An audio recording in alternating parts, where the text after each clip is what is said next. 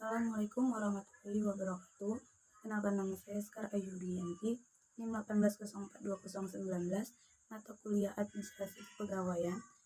Di sini saya akan menjelaskan tentang aparatur sipil negara, yaitu dari materi pertemuan 3 dan 4. Yang pertama, definisi, fungsi, dan jenis pegawai dalam melaksanakan kegiatan penyelenggaraan negara. ASN adalah profesi bagi pegawai negeri sipil dan pegawai pemerintah dengan perjanjian kerja yang bekerja pada instansi pemerintah. Pemerintah negeri sipil yaitu ditunjuk. Jadi, pengertian tersebut tidak termasuk terhadap mereka yang memangku jabatan mewakili seperti anggota parlemen, presiden, dan sebagainya. Selanjutnya, pegawai negeri adalah aparat pemerintah dalam pembukaan Undang-Undang Dasar 1945 pada alinea keempat tersebut tugas pemerintah secara umum. Sesuai dengan itu, maka tidaklah salah kalau dikatakan pegawai negeri mempunyai tugas melayani kepentingan umum atau public service. Karena itu, pelaksanaan tugas-tugas dan kewajiban pegawai negeri langsung menyangkut kelancaran pelaksanaan tugas pemerintah atau negara maupun warga negara. Pegawai aparatur sipil negara terdiri dari dua jenis, yaitu pegawai negeri sipil atau PNS dan pegawai negeri dengan perjanjian kerja atau PPK.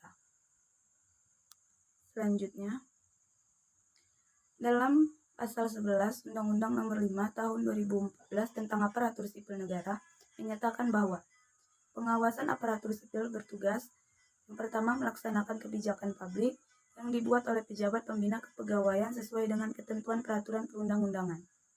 Yang kedua yaitu memberikan pelayanan publik yang profesional dan berkualitas. Yang ketiga, mempererat persatuan dan kesatuan negara Kesatuan Republik Indonesia.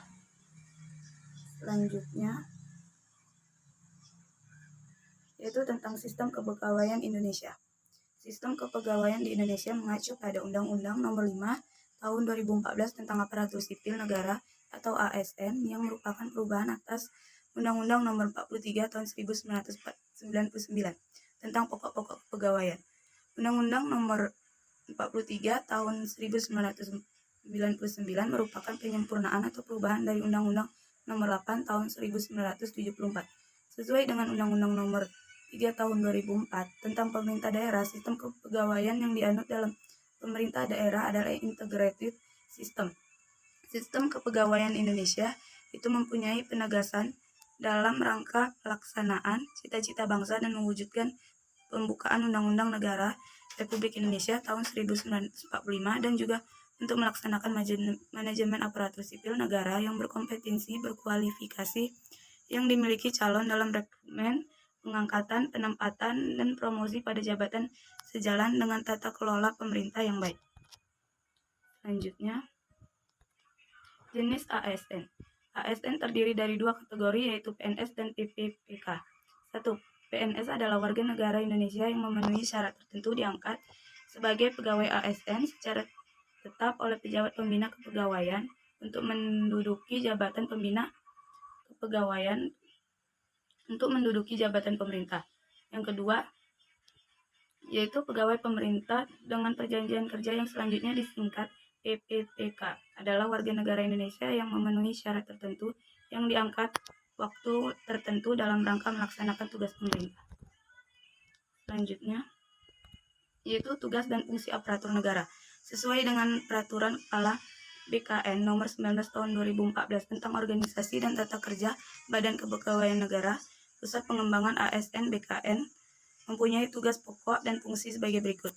Pusat Pengembangan Aparatur Sipil Negara mempunyai tugas merencanakan, menyelenggarakan, mengembangkan, dan mengevaluasi program pendidikan dan pelatihan teknis manajemen aparatur sipil negara, pendidikan dan pelatihan fungsional kepegawaian, penyelenggaraan pendidikan ilmu kepegawaian, serta menetapkan kerjasama, fasilitas, dan sertifikasi penyelenggaraan pendidikan dan pelatihan manajemen aparatur sipil negara.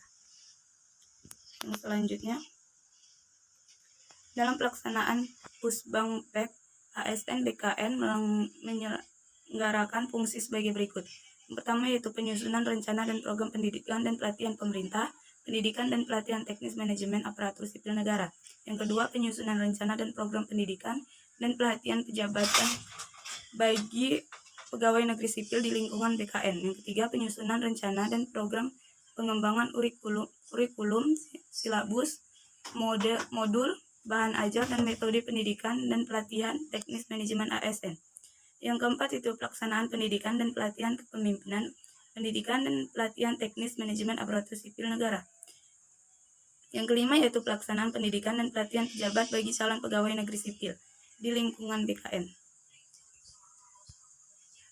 Ya, sekian materi yang saya jelaskan. Terima kasih. Wassalamualaikum warahmatullahi wabarakatuh.